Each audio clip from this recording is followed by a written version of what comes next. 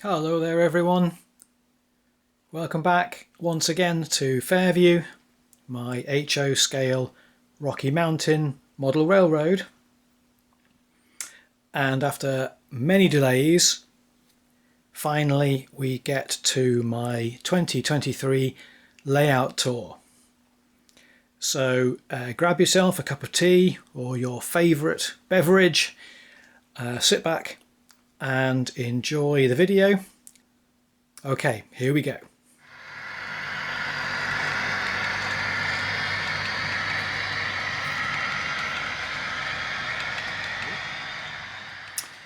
Right from the very start, Fairview was conceived as a small town, probably located somewhere on the western edge of Denver, on the Moffat subdivision, the Union Pacific line that climbs up into the Rocky Mountains by way of the Big Ten curve and the famous Moffat Tunnel. I then had this idea that my upper deck trains would emerge from a different tunnel there, thousands of miles to the north, in Canada's British Columbia. So still the Rocky Mountains, but a long way north. And that hasn't quite worked for various reasons, but I'm increasingly taken with the proto-freelanced approach of the Fall River Division model railroad, which I'm sure is familiar to many of you.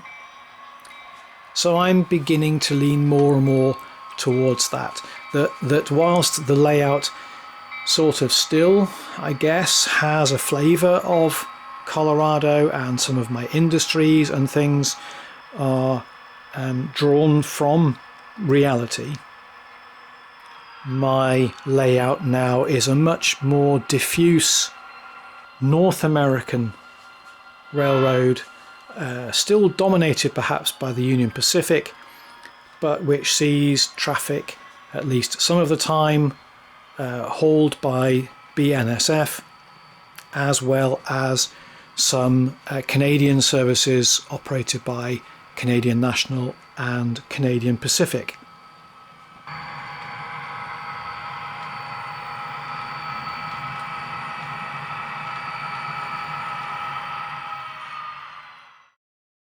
If we look at the track plan now, which obviously complements some of those thoughts about the concept behind the railroad, and we start here at the area which originally was just a small fiddle yard where I stored various locomotives that weren't being used.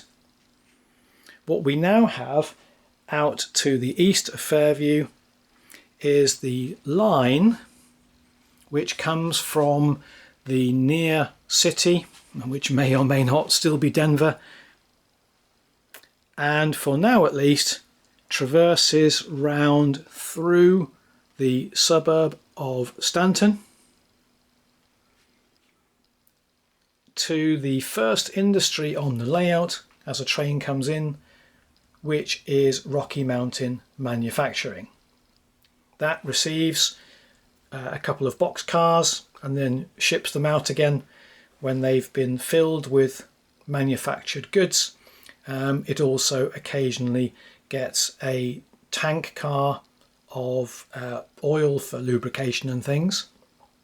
Then as we follow the curve round and enter the town of Fairview itself, as well as the main line coming through, we have a siding and a very small yard which itself then has a switch off to a couple of industries. So we've got a small scrapyard here, receiving and sending out gondolas of scrap, sometimes loose, sometimes baled. And a bit further along we have the ADM corn syrup processing plant, which receives small tank cars of the syrup. And we also have in the town itself just the very small Union Pacific office here, where paperwork is sorted, where maintenance of way duties are arranged, and so on. Nothing too complex, but enough just to justify a few local switching jobs.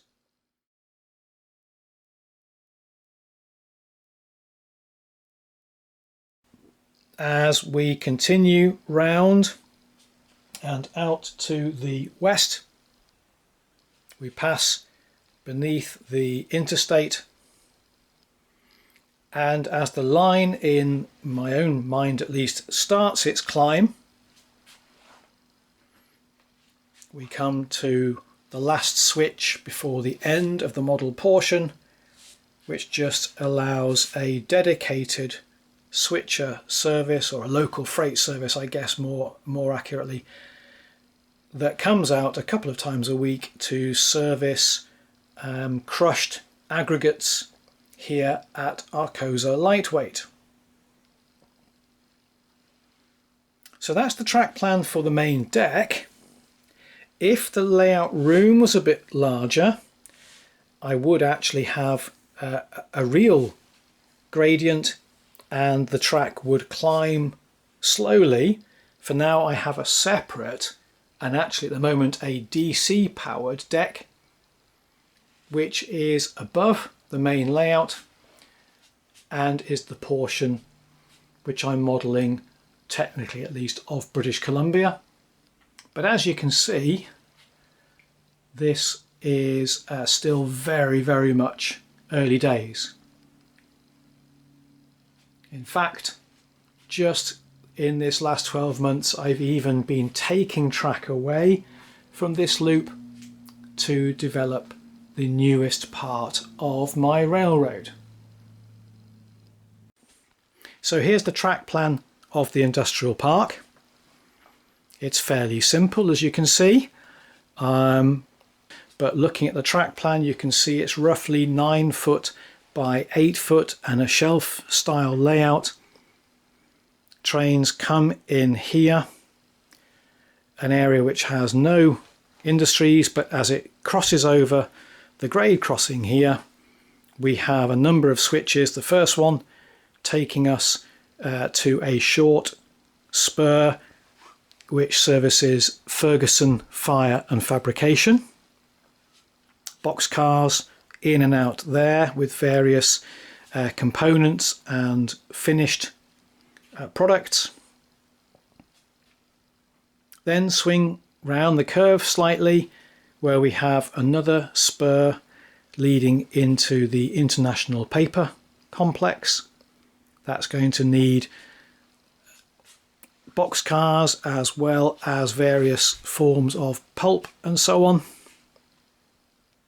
On the other side of that line and the run round facility, we've got a small transload area,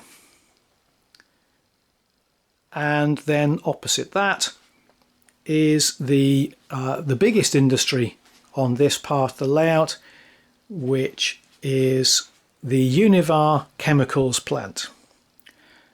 That's going to have a fairly complex mix of tank cars in and out of it. And then we just come round a little bit further to the last industry on the park, and that is a timber merchants, or I suppose probably a building supplies merchants more properly. But adding this area, as I did in this last year, has given me a huge extra area of operating potential. So what we'll do now is move along from the track plans and talk about operations.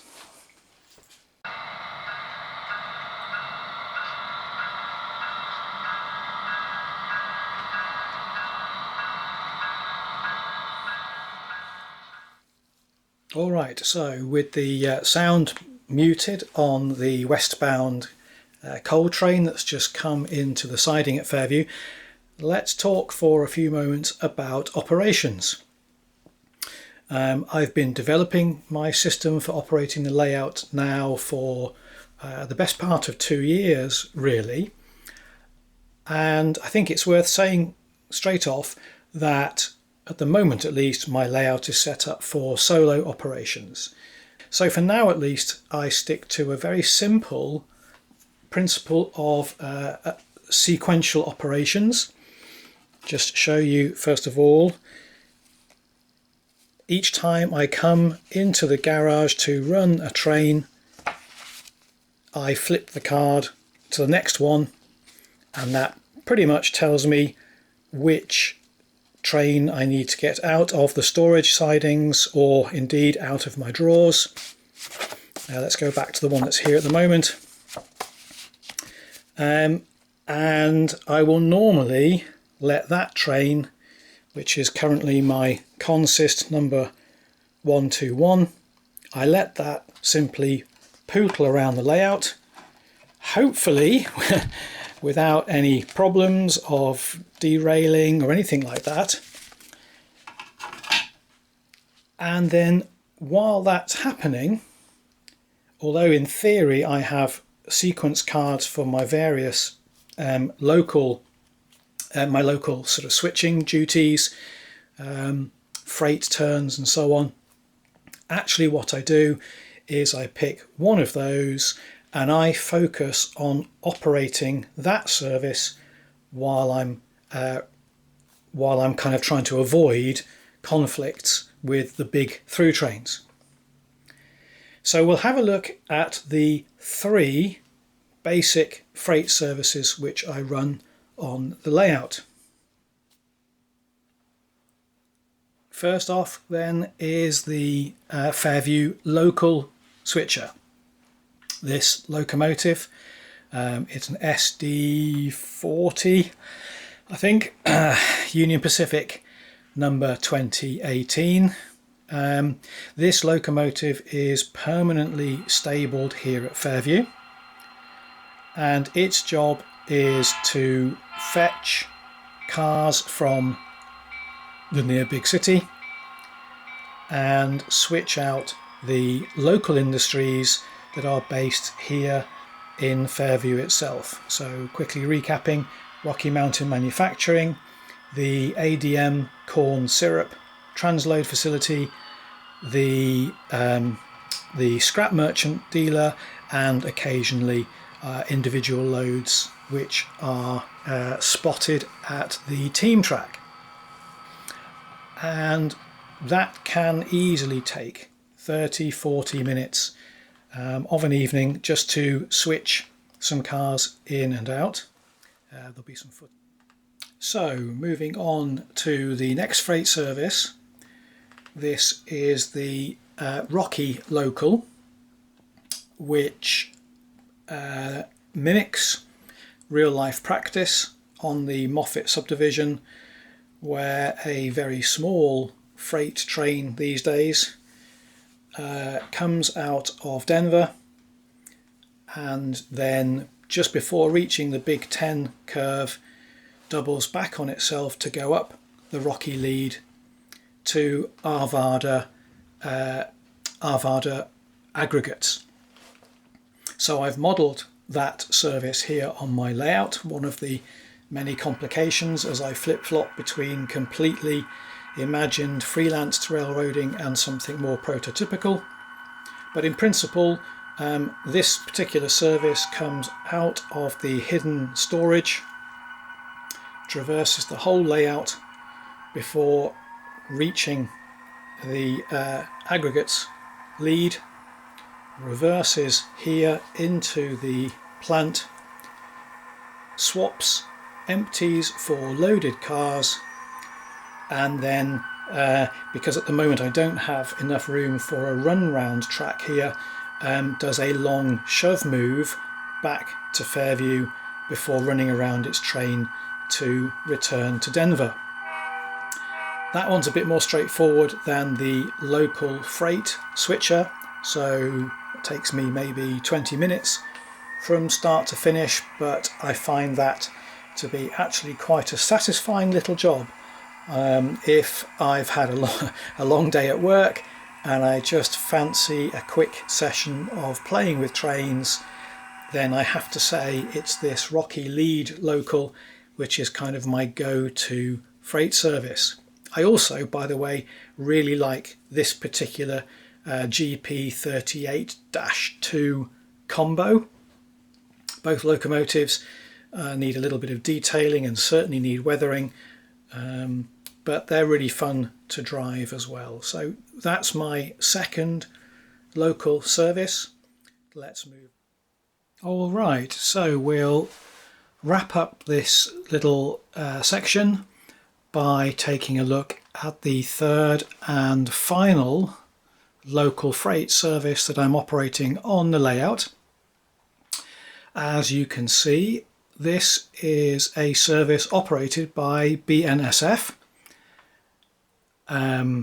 In my mind, they've acquired trackage rights, because what's interesting about this particular service is that it comes from the city, and because the switch which leads onto the Aspen Grove Industrial Park, the new area of my layout this last year, because that is a facing switch, the train has to come all the way into Fairview to run around there with its cars in tow, and then head back out to the sort of the east and south of Fairview to then access that point. Of course, coming back the other way, it's then a facing point.